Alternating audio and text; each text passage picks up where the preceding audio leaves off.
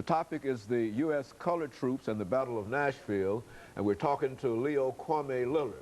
And of course, Professor Lillard has been giving us quite a bit of information in reference to his background.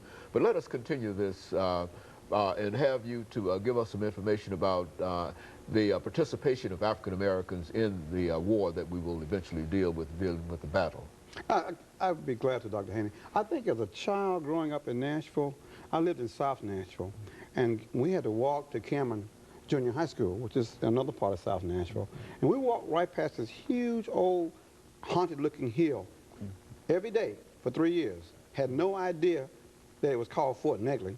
All we knew it was a place that our parents said, "Don't you go up there, boy. It's haunted. It's an Indian fort."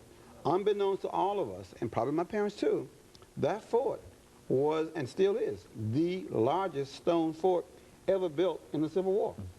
Now, there's a long way from junior high school to now. And it took many years, even back in Nashville, before we realized the significance of that Fort Negley. Because it was a fort that reminded the Nashville gentry of defeat in the Civil War. But that fort was a sense of pride for black folks because we built it. We built it with our own hands. In fact, they forced black men who were bricklayers and stonemasons to build that fort. Nashville itself was a key city during the Civil War because it had all these railroads, and it was a border state. It was the last state to succeed during the Civil War. But it also allowed this city to become the launching area to supply the entire war effort that Lincoln needed to have to defeat the Confederate armies operating in Alabama and Georgia and Mississippi. So Nashville was occupied. It was only one of two cities occupied, Nashville and New Orleans. Only two cities occupied during the entire war, and became staging areas to defeat the Confederate Army. So this was a critical city for the Civil War. But more importantly, it also became a place to recruit black soldiers because all the slaves that wanted to join the Union Army had to come out of those southern states to get to Nashville to be recruited. And Tennessee had the second largest number of black recruits behind Virginia in the entire war, and also had the largest number of battles other than Virginia. So we played a major role. So it's odd that you grow up in a city, in a state, with that significant role, and as an educated person, you're black, you leave with a degree in whatever it is, and you don't know the role that Nashville played. So you wonder, how long could this lie be kept away from the people? Our job then became to expose the lies, to fill in the blanks in history, and say, we played a major role in making our country what it is. We didn't just do what's in the movie Gone with the Wind. And it's odd, Dr. Haney, that this stamp, the stamp this year is Hattie McDaniel, the black stamp, and she played Mammy in Gone with the Wind. All right? And it's odd that you would have that stamp come out the exact year we put a statue up that totally contradicts the stamp. I mean, the men who that statue is made for wasn't singing old Massa and singing, you know, we shall overcome. They were fighting for the right of their freedom and the rights of a nation. And it's amazing it's taken that long to do that. So we're kind of proud of the fact that we can fill in those blanks and say we have a right to claim that this country belongs to us because we defended it with our blood. In the cemetery on Gallatin Road, there are 1,900 black men buried there from the Civil War who fought in the Battle of the Tennessee, and particularly the horrendous Battle of Nashville. Well, could you repeat that number there? Because I mean that's about 1,940 black men that are buried there already in the in a section called United States Colored Troops. It is in the back of the cemetery next to Kmart on Gallatin Road.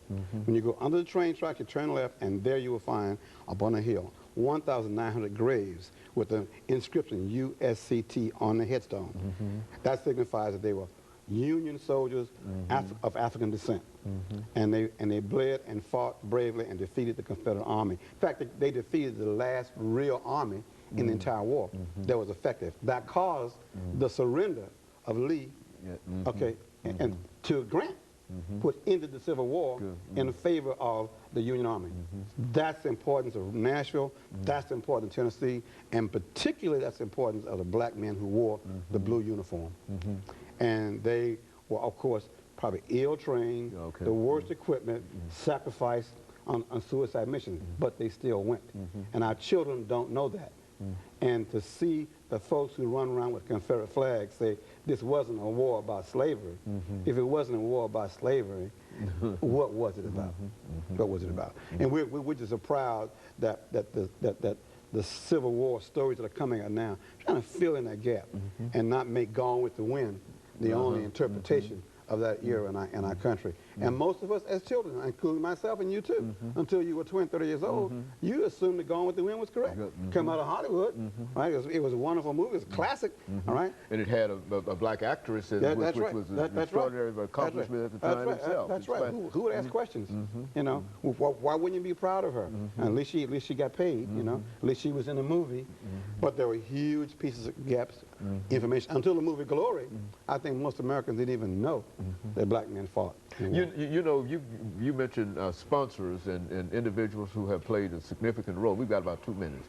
Why don't you say something about those individuals who played a crucial role in helping you to resurrect this whole idea and build this great statue that you put in the Well, I think without the Tennessee Historical Commission, the historical commission that is a publicly funded operation, tax supported, Mr. Norman Hill, who was the first black elected chairman of the Tennessee Historical Commission, gave us the final money we needed to pay the foundry to cast the statue.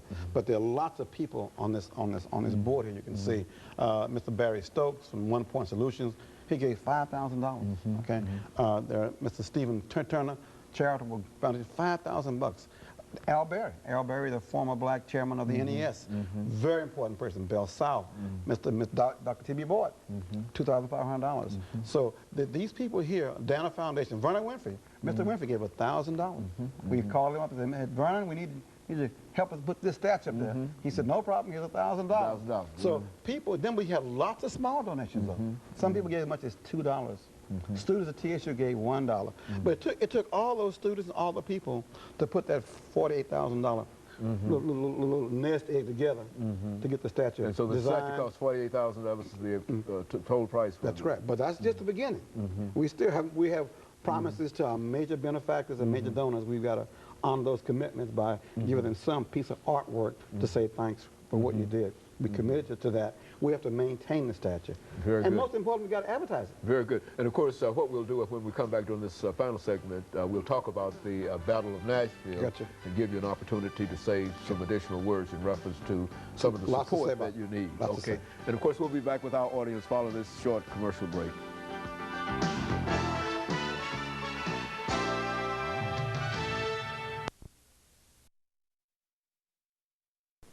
We're talking to